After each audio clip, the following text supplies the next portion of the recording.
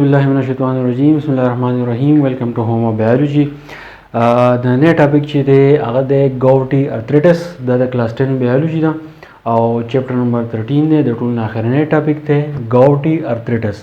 دا ټکی چې دی جی او یو ټي وای دا به ګوټي نه وای دا تاسو وای ګاوټي ارتریټس اوس ګاوټي ارتریټس چې دی دا د ارتریټس دریم نمبر قسم دی او دا موږ شروع کړل ارتریټس کې مخکې ما ویلو چې ارتریټس چې دی دا د جاینټس بیماری ده په دې کې جاینټس چې دی سویلینګ کوي په هغې کې چې دی درد چې دی انسان محسوسوي د هغې نه علاوه چې جاینټس کې کله خرابتیا راشي نو ګوتې چې دي هغه ورسره کږېږي او انسان چې دی د انسان د جاینټس چې دي نو د دې شکل چې دی هغه مکمل چې دی بدل شي اوس ګاوټي ارتریټس چې دی دا څنګه کېږي نو ګاوټ کم انسان ته چې دی کله د چې دی ګاوټ حالت کې شي ګاوټ حالت داسې چې زمونږ د خپې کومه غټه ګوته چې دا د دې د جاینټ چې دی په دې کې چینج راشي اکثر چې دی په دې کې ناڅاپه تبدیلي راشي نو دغه حالت ته مونږ وایو ګاوټ چې کله دا ګاوټ راشي نو دې سره چې کم ارتریټس راځي نو هغې ته مونږ وایو ګاوټي ارتریټس نو چې کله ګاوټ حالت راشي زموږ غټه ګوته چې دا په هغې کې جاینټس کې چې دی ډیفارمیشن وشي نو بیا څه چل کېږي هایر لیول اف یوریک ایسډ ان بلډ اوس ګاوټ بیماري چې دا څنګه راځي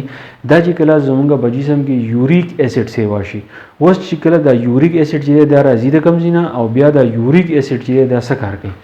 یوریک ایسډ چې دی د باډي میکس یوریک ایسډ فرام مینی اف فود وی ایټ مونږ داسې خوراکونه خورو چې د هغې نه زموږ په بدن کې یوریک ایسډ چې دی جمع کېږي یوریک ایسډ چې دی دا ویسټ مټیریل دی او دا چې کله انسان تش بول کوي نو دا ویسټ مټیریل چې دی دا په هغې باندې وځي اوس موږ خوراک خورو یوریک ایسډ چې دی جمع کېږي کله چې دا یوریک ایسډ جمع شي نو د دې ویسته چې دي هغه بیا په کار خو څه وجوهاتو د وجې نه دا زموږ د جسم نه ونوځي زموږ په جسم کې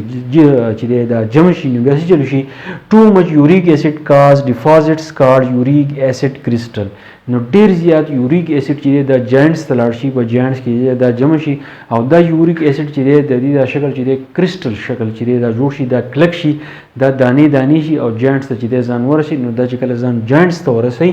نو د هغې په دوران کې جاینټس چې دي خاص کر د خپې د غټه ګوته چې ده نو په دې کې چې دی چینج راشي په دې کې ډیفارمیشن راشي او جاینټس چې دی خپل کار چې دی مکمل پرېږدي د هغې رزلټ کې بیا څه وشي ایکسټریملی پینفول ارتریټس کومه بیماري چې بیا د جوړونو د مرض راځي ارتریټس ته نو په هغې کې انسان چې دی بیا ډېر زیات درد محسوسوي او انسان ته چې دی بیا ډېر زیات تکلیف وي یو پیره ته د دې شارټ سمري وایم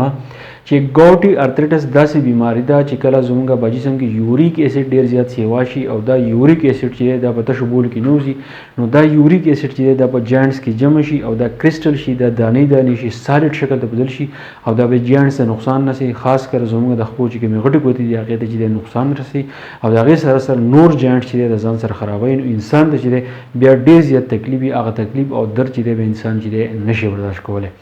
نو دا و ګاوټي ارتریټس د دې سره خیر سره چپټر نمبر 13 چې دی هغه مکمل ختم شو او ان شاء الله په نیکسټ ویډیو کې د دې چپټر چې کوم ایکسرسایز دی هغه به زه اپلوډ کوم